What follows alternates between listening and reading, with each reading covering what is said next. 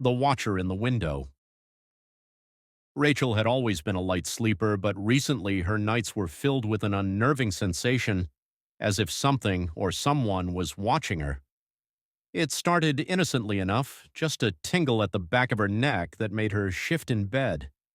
She would glance at her window, see nothing but the inky blackness outside, and try to fall back asleep. But each night the feeling grew stronger. One evening, after a long, tiring day at work, Rachel climbed into bed, too exhausted to care about the feeling that had begun haunting her nights. She flicked off the light and pulled the covers up to her chin, letting the exhaustion finally pull her under. But then she heard it, a soft tap, like a fingernail gently rapping against glass.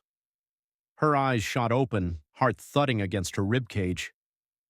She turned her head slowly towards the window, expecting to see nothing, just her usual paranoia. But this time she froze. There, silhouetted against the moonlight, was the outline of a figure standing just outside her window. Rachel's blood ran cold. Her apartment was on the third floor. There was no balcony, no fire escape, just a sheer drop to the ground below. The figure didn't move, didn't flinch. Its face was pressed against the glass, dark eyes staring directly at her. She couldn't make out any features, but the longer she stared, the more wrong the figure seemed. It wasn't human. Its limbs were too long, unnaturally thin. And the way it stood, motionless, was unnerving, as if it didn't need to breathe, as if it were waiting. Rachel's breath caught in her throat. She fumbled for her phone on the nightstand, her shaking fingers barely able to unlock it. She dialed 911, eyes locked on the window. The operator's voice crackled through the speaker, but she couldn't bring herself to respond. She just stared at the thing outside, praying it wouldn't move. Suddenly, the figure did.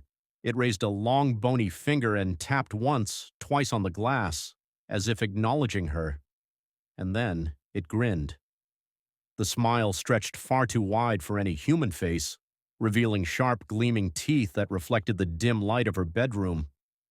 Rachel's stomach lurched. She wanted to scream, but no sound came out. As if on cue, the window rattled. The thing pressed harder against the glass, its sharp grin never faltering. Cracked spiderweb from where its hand touched the window. Just as she thought the glass would shatter, her phone slipped from her trembling fingers and hit the floor. She blinked, reaching for it. When she looked back up, the window was empty. The figure was gone. Rachel didn't sleep that night. In fact, she never slept in her room again. She moved to a different city, far away, to an apartment with thick curtains that never opened. But every now and then, when the wind howls and the night is especially dark, she swears she hears a faint tap-tap-tap on the glass.